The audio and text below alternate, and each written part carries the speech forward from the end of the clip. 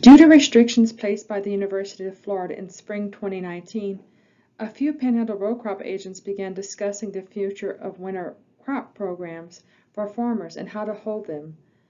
Due to limited space and farmers not really wanting to wear masks, we decided to offer the 2021 Panhandle Row Crop Update Series.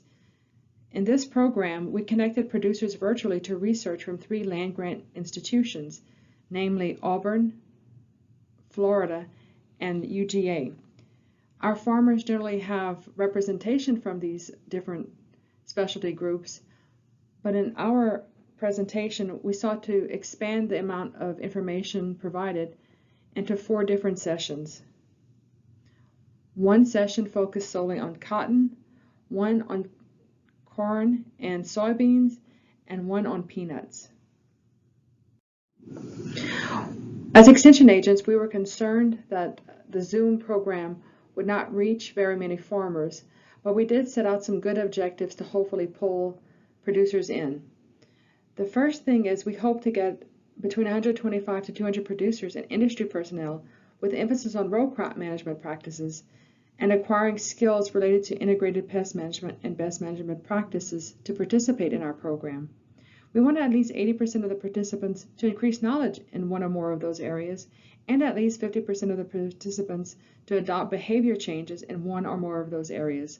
Every extension agent likes adopting behavior change from participants. Additionally, we hope that 100 to 125 producers and industry personnel would receive training in utilizing restricted use pesticides.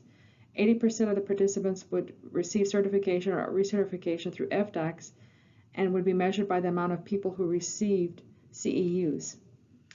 This ended up being a very good thing to have because a lot of our producers were very near having to reobtain a license, so we had very good numbers with that. This row crop update series went on for 4 different days on the different topics that we discussed earlier. In an effort to make sure farmers got the information that they wanted, we asked them to participate by signing up for each class individually.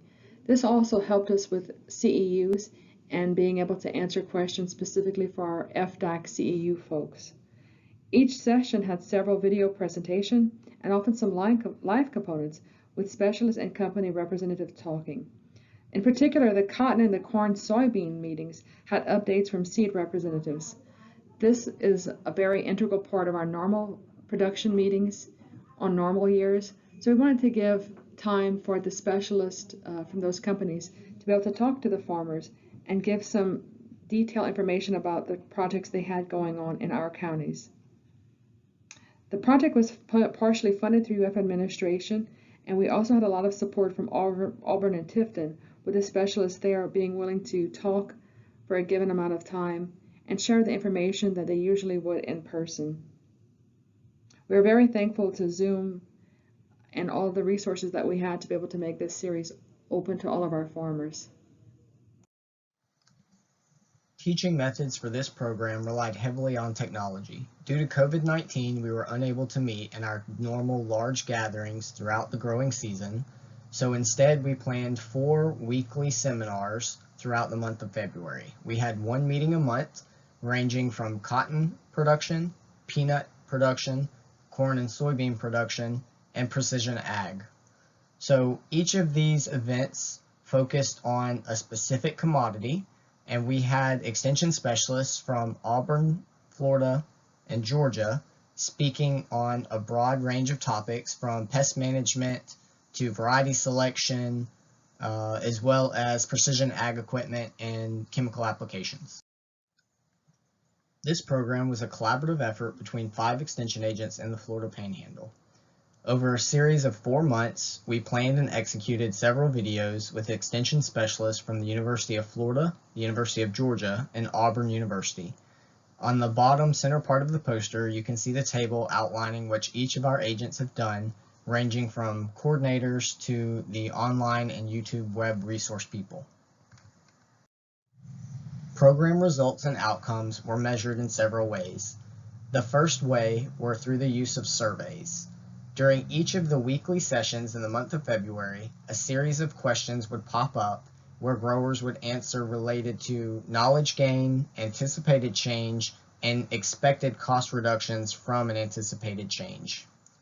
Later, several months into the growing season, we had a Qualtrics follow-up survey that went out to all participants to gauge once again if any anticipated changes were actually made to gauge actual adoption, as well as any expected cost reductions they still anticipated or actual cost reductions that they had received.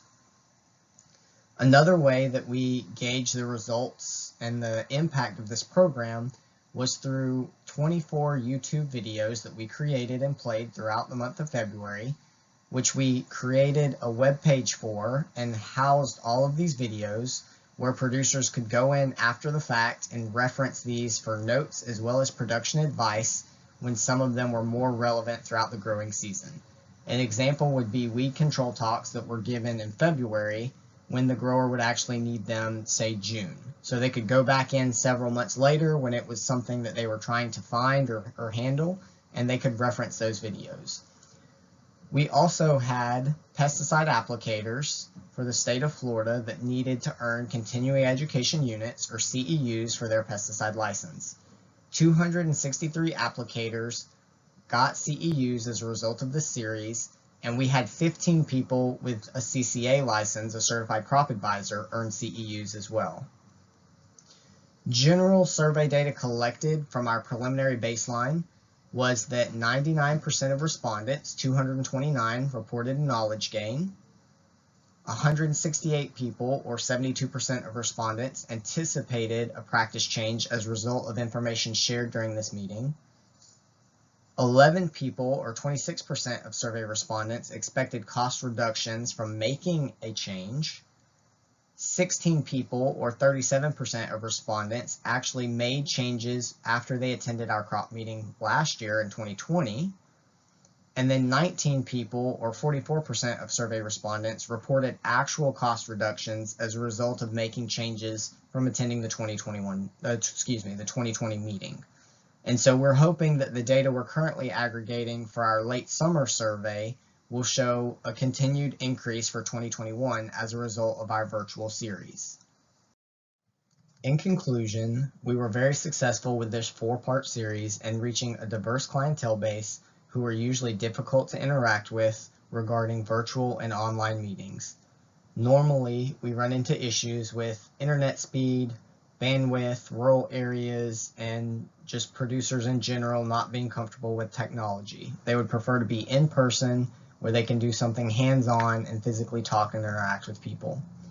As a result of this meeting, not only did we have excellent attendance, but we received great feedback from growers and industry personnel alike who reached out and thanked us for the opportunity to have this meeting, and we're very excited to get this production information not only one time, but to have it recorded and accessible later when they may need it several months down the road. They knew who said it, they knew who to contact, they could hear it again over and over, they could play it and take notes, they could do it at their own speed at home or at the office. So we were very excited about this. Farmers sent text messages and emails saying that it was good to see, what was going on, the new research that had come out of 2020. People with their pesticide license and their CCA licenses were very excited that they were able to get credits during this difficult time. They were able to hear the research-based information that they've come accustomed to help them throughout the growing season. And then Extension in general, the agents who put this together, we were pleased with our number of participants because, like I said, usually this is a difficult audience to reach. We don't always have the participation we would like. And this 4-part series really showed us how accessible people can be. Thank you.